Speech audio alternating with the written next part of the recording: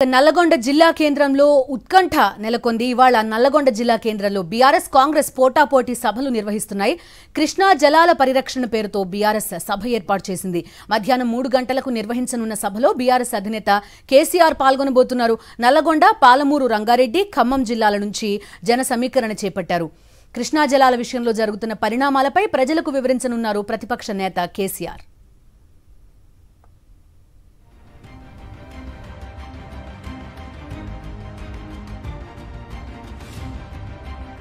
దీర్ఘ విరామం తర్వాత నల్లగొండ బీఆర్ఎస్ సభకు హాజరు కానున్నారు ప్రతిపక్ష నేత కేసీఆర్. ఇరిగేషన్ ప్రాజెక్టులు కేఆర్ఎంబీకి అప్పగించడంపై బీఆర్ఎస్ అభ్యంతరం వ్యక్తం చేస్తోంది. కేంద్రానికి ప్రాజెక్టులు అప్పగించడం లేదని నిన్న శాసనసభలో ప్రభుత్వం ఏకగ్రీవ తీర్మానం చేసింది. తెలంగాణ భవన్ నుంచి 3 ప్రత్యేక బస్సుల్లో నల్లగొండ సభకు బీఆర్ఎస్ ఎమ్మెల్యేలు, ఎమ్మెల్సీలు, ఎంపీలు, పార్టీ సీనియర్ నేతలు బయలుదేరి వెళ్లనున్నారు. సభలో కేసీఆర్ ఏం మాట్లాడతారనే దానిపై సర్వత్రా ఉత్కంఠ నెలకొంది.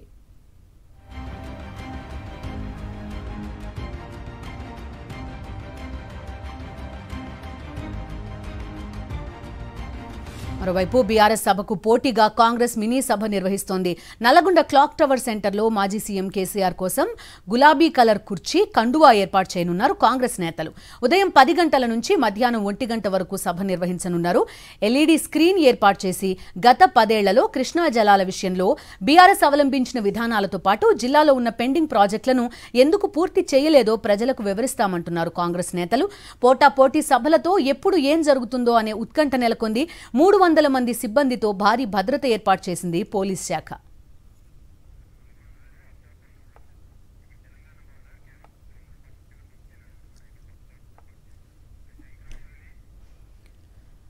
ఇవాళ నల్లగొండ జిల్లా కేంద్రంలో ఏం జరగబోతోంది? కాంగ్రెస్ బీఆర్ఎస్ పోటాపోటీ సభలకి సంబంధించి అప్డేట్స్ చూద్దాం. మా కరెస్పాండెంట్స్ లైవ్ లో సిద్ధంగా ఉన్నారు. కిరణ్ భూపతి తెలంగాణ భవన్ నుంచి లైవ్ లో సిద్ధంగా ఉన్నారు. అదేవిధంగా మా కరెస్పాండెంట్ అశోక్ నల్గొండలో లైవ్ లో సిద్ధంగా ఉన్నారు. కిరణ్ భూపతితో మాట్లాడదాం. ప్రత్యేకంగా బీఆర్ఎస్ ఇక్కడ నుంచి ప్రత్యేక బస్సులు కూడా ఏర్పాటు చేసింది. మొత్తం బీఆర్ఎస్ నాయకులంతా, ఎంపీలు, ఎమ్మెల్యేలు, ఎమ్మెల్సీలు అంతా కూడా ఇక్కడ తెలంగాణ భవన్ నుంచి తరలి వెళ్లబోతున్నారు. అప్డేట్స్ అడుగుదాం. చెప్పండి కిరణ్ భూపతి, చూస్తున్నాం 3 బస్సులు ఇక్కడ నుంచి బయలుదేరిన న్నట్టుగా చెప్తున్నారు. అక్కడ అసెంబ్లీ దగ్గర కాంగ్రెస్ పార్టీ కూడా ప్రత్యేకంగా బస్సులు ఏర్పాటు చేసినట్టు మేడిగడ్డ వెళ్ళడానికి. సో ఎలాంటి అప్డేట్స్ ఉన్నాయి తెలంగాణ భవన్ నుంచి మీ దగ్గర? తెలంగాణలో మరోసారి నీటి పంచాయతీ తెరమీదికి రావడంతో రాజకీయం ఒక్కసారిగా వేడెక్కింది బిందు. ప్రస్తుతం తెలంగాణలో చలో నల్గొండ పేరుతో బీఆర్ఎస్ పార్టీ పెద్ద భారీ బహిరంగ సభను కూడా ఏర్పాటు చేసింది. ఈ నేపథ్యంలోనే ఈ సభకు బీఆర్ఎస్ అధినేత కేసీఆర్ కూడా హాజరు కాబోతున్నారు. కేఆర్ఎంబీకి తెలంగాణలో ఉన్నటువంటి ప్రాజెక్టులన్నీ అప్పగించడం పట్ల ఇటు బీఆర్ఎస్ పెద్ద ఎత్తున అభ్యంతరం వ్యక్తం చేస్తుంది. నిన్న కూడా దీనిపైన ఏదైతే అసెంబ్లీలో అటు హరీష్ రావు కావచ్చు, ప్రభుత్వానికి సంబంధించినటువంటి మంత్రులంతా కూడా మాటల యుద్ధం అయితే కొనసాగింది. కేఆర్ఎంబీకి సంబంధించినటువంటి అంశంలో కూడా ఇటు హైదరాబాద్, రంగారెడ్డికి తాగునీరు అందించేటువంటి లక్ష్యంగా ఉన్నటువంటి ప్రాజెక్టులు కావచ్చు, అంతేకాకుండా మహబూబ్ నగర్, ఖమ్మం, నల్గొండ సభలో ఉన్నటువంటి ఏదైతే జిల్లాలకు సంబంధించి సాగునీరు పూర్తిగా నీటి ఎద్దడి ఏర్పడే అవకాశం ఉంటుంది. ఈ కేఆర్ఎంబీకి ప్రాజెక్టులను అప్పగించడం పూర్తిగా విరుద్ధం అంటూ కూడా ఇప్పటికే బీఆర్ఎస్ పార్టీ పెద్ద ఎత్తున ఆందోళన కూడా చేపడుతున్న నేపథ్యంలో ఈరోజు చలో నల్గొండకు పిలుపునిచ్చినటువంటి పరిస్థితులు అయితే ఉన్నాయి. దాదాపు 3 బస్సుల్లో ఇటు ఎమ్మెల్యేలు కావచ్చు, ఎమ్మెల్సీలు కావచ్చు, ఎంపీలంతా కూడా ఈ 3 బస్సుల్లో నల్గొండ సభకు వెళ్ళబోతా ఉన్నారు. ఇక అంతేకాకుండా మహబూబ్ నగర్ నుంచి, ఖమ్మం నుంచి, నల్గొండ నుంచి కూడా పెద్ద ఎత్తున జన సమీకరణ చేపట్టాలని కూడా చూస్తున్నారు. సుదీర్ఘ విరామం తర్వాత ఎడమకాలు తుంటి ఆపరేషన్ జరిగి 2 నెలల విశ్రాంతిలో ఉన్నటువంటి కేసీఆర్ కూడా ఈరోజు సభలో ఏం మాట్లాడబోతారనే దానిపైన కూడా పెద్ద ఎత్తున ఉత్కంఠ అయితే నెలకొంది. ఆ ఉత్కంఠకు సంబంధించినటువంటి అంశంలో ఈ ప్రాజెక్టుల పైన కావచ్చు, ఇరిగేషన్ పైన కావచ్చు, తాను చేసేటువంటి కామెంట్లు కూడా చాలా హాట్ టాపిక్గా మారేటువంటి అవకాశం. ఇక మరోవైపు అటు కాంగ్రెస్ పార్టీ కూడా, కాంగ్రెస్ ప్రభుత్వం కూడా పెద్ద ఎత్తున అటు మేడిగడ్డ ప్రాజెక్టుకు తీసుకువెళ్లేందుకు మరొక వైపు నాయకులను కూడా ఆహ్వానించినటువంటి పరిస్థితి, అన్ని పార్టీలకు కూడా ఆహ్వానం పంపించింది. ఇటు ఈ సభకు ధీటుగానే అటు కాంగ్రెస్ ప్రభుత్వం కూడా మేడిగడ్డ టూర్ను ఏర్పాటు చేసుకున్నటువంటి నేపథ్యంలో నల్గొండలో కూడా కాంగ్రెస్ పార్టీ కొంత సభను కూడా ఏర్పాటు చేసినట్టుగా తెలుస్తుంది. పెద్ద ఎత్తున దీన్ని ప్రజల్లోకి తీసుకెళ్లాలి. వచ్చే పార్లమెంట్ ఎన్నికల్లో దీన్ని ఒక మైలురాయిగా పెట్టుకున్నటువంటి బీఆర్ఎస్ పార్టీ పెద్ద ఎత్తున ప్రచారం కూడా చేయబోతున్నట్టుగా తెలుస్తుంది. ప్రధానంగా కేసీఆర్ మాట్లాడేటువంటి కామెంట్స్ పైన ఒక హాట్ టాపిక్గా మారింది. నిన్న ఈ సభ పెట్టడం వల్లనే ఏదైతే కాంగ్రెస్ ప్రభుత్వం వెనక్కి తగ్గి ఒక తీర్మానాన్ని కేంద్ర ప్రభుత్వానికి పంపించే విధంగా కేఆర్ఎంబీకి ప్రాజెక్టులు అప్పగించమంటూ కూడా ఒక తీర్మానాన్ని చేసినా కూడా హరీష్ రావు పెద్ద ఎత్తున వ్యాఖ్యలు అయితే చేసినటువంటి పరిస్థితులు అయితే కనబడుతున్నాయి. మరి కాసేపట్లోనే ఇటు అసెంబ్లీ సమావేశాల్లో కొంతమంది ఎమ్మెల్యేలు పాల్గొన్న తర్వాత వాళ్ళందరూ నేరుగా ఇక్కడికి వస్తారు. మరికొంతమంది ఉన్నటువంటి నేతలందరూ కూడా ఇక్కడ ఉన్నటువంటి 3 బస్సుల్లో నల్గొండ సభకు తరలి వెళ్ళబోతా ఉన్నారు. కిరణ్ భూపతి. సో ఇప్పుడు ఒకసారి నల్గొండ వెళ్దాం. మా కరెస్పాండెంట్ అశోక్ అక్కడ ఉన్నారు. అశోక్, చెప్పండి, బీఆర్ఎస్ అటు జగదీష్ రెడ్డి కానీ లేకపోతే కేసీఆర్ కానీ ప్రధానమైన ఆరోపణలు నల్గొండకి తీవ్రమైన అన్యాయం చేశారని ఎదుర్కొంటున్నారు. కోమటిరెడ్డి తీవ్రమైన ఆరోపణలు కూడా చేశారు. వాళ్ళు చూపిస్తున్న ఎగ్జాంపుల్ ఏంటంటే నల్గొండ క్లీన్ స్వీప్ కాంగ్రెస్ చేయడాన్ని ఎగ్జాంపుల్ గా చూపిస్తున్నారు. సో ఏం జరగబోతోంది ఇవాళ? బీఆర్ఎస్ ప్రత్యేకించి అన్ని స్థానాల్లో ఓడిపోయిన నల్గొండనే ఎందుకు కాన్సన్ట్రేట్ చేసింది, ఇక్కడ ఎందుకు సభ పెట్టుకుంటోందంటే ఏం చెప్తారు?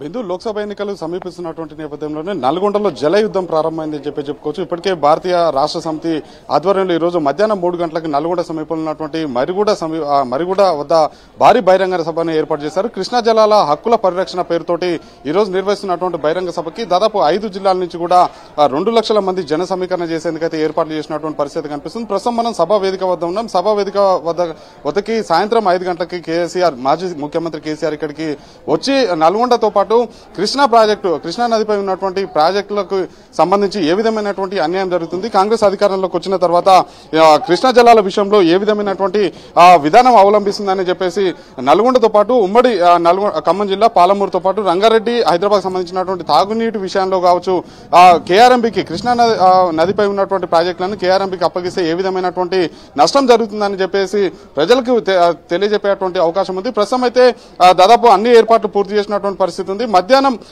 ఏదైతే 3 గంటల నుంచి 7 గంటల వరకు పోలీసులు అనుమతించినటువంటి నేపథ్యంలోనే మొదటగా మాజీ మంత్రులు కేటీఆర్, హరీష్ రావుతో పాటు మిగిలినటువంటి ఎమ్మెల్యేలు, ఎమ్మెల్సీలు, మాజీ ఎమ్మెల్యేలు, ఎమ్మెల్సీలు కూడా ఇక్కడికి చేరుకున్నారు. 5 గంటల సమయంలో సభా వేదిక వద్దకు వచ్చి కేసీఆర్ 5 గంటలకి ప్రసంగించేటువంటి అవకాశం ఉందని చెప్పేసి కూడా ఇప్పటికే ఆ పార్టీ వర్గాలు అయితే చెప్తున్నటువంటి పరిస్థితి కనిపిస్తుంది. దాదాపు 2 లక్షల మంది 5 జిల్లాల నుంచి 2 లక్షల మంది జన సమీకరణ చేసేందుకైతే ఇప్పటికే పార్టీ నేతలు అయితే ఏర్పాటు చేశారు. ప్రతి నియోజకవర్గానికి ఒక సమన్వయకర్తను ఏర్పాటు చేసి జన సమీకరణ కోసం అయితే ప్లాన్ చేసినటువంటి పరిస్థితి కనిపిస్తుంది. ప్రధానంగా చూసుకున్నట్లయితే గత 10 ఏళ్లలో తాము అధికారంలో ఉన్నప్పుడు కృష్ణా నదిపై కావచ్చు, ప్రాజెక్టుల విషయంలో కావచ్చు జల సమస్య లేకుండా చూసామని, కేవలం కాంగ్రెస్ అధికారంలోకి వచ్చినటువంటి 60 రోజుల్లోనే కేఆర్ఎంబీకి ప్రాజెక్టులను అప్పగించేటువంటి విషయాన్ని ప్రజల దృష్టికి తీసుకెళ్లి ఇక్కడ ఏ విధమైనటువంటి నష్టం జరుగుతుంది అనేది కూడా ప్రజలకైతే చెప్పేటువంటి అవకాశం అయితే కనిపిస్తుంది. మరోవైపు చూసుకున్నట్లయితే ఇప్పటికే కేసీఆర్ నల్గొండకు వస్తున్నటువంటి నేపథ్యంలోనే కేసీఆర్ చేసినటువంటి పాటించినటువంటి అవలంబించినటువంటి విధానాలు వల్ల ఏ విధమైనటువంటి నష్టం జరిగిందో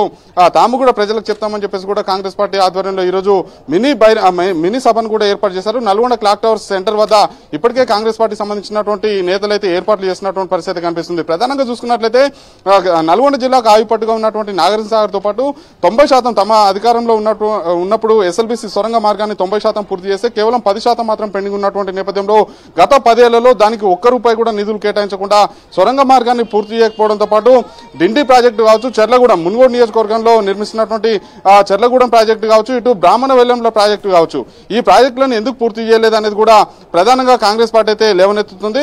కేసీఆర్ నల్గొండకు అడుగుపెట్టేటువంటి సమయంలో ఖచ్చితంగా ప్రజలకు క్షమాపణ చెప్పి ముక్కు నేలకు రాసిన తర్వాతనే నల్గొండలో అడుగుపెట్టాలని చెప్పేసి కూడా వాళ్ళు డిమాండ్ చేస్తున్నటువంటి పరిస్థితి కనిపిస్తుంది. ప్రస్తుతం అయితే 2 సభలు పోటాపోటీగా నిర్వహిస్తున్నటువంటి నేపథ్యంలోనే ఒక ఉత్కంఠ వాతావరణం అయితే ఇక్కడ నెలకొన్నదని చెప్పుకోవచ్చు. ఈ నేపథ్యంలోనే పోలీస్ శాఖ కూడా దాదాపు 369 మంది పోలీసులు సిబ్బందితోటి భద్రతను కూడా ఏర్పాటు చేసినట్టయితే అధికారులు అయితే చెప్తున్నటువంటి పరిస్థితి కనిపిస్తుంది. Okay Ashok, thank you.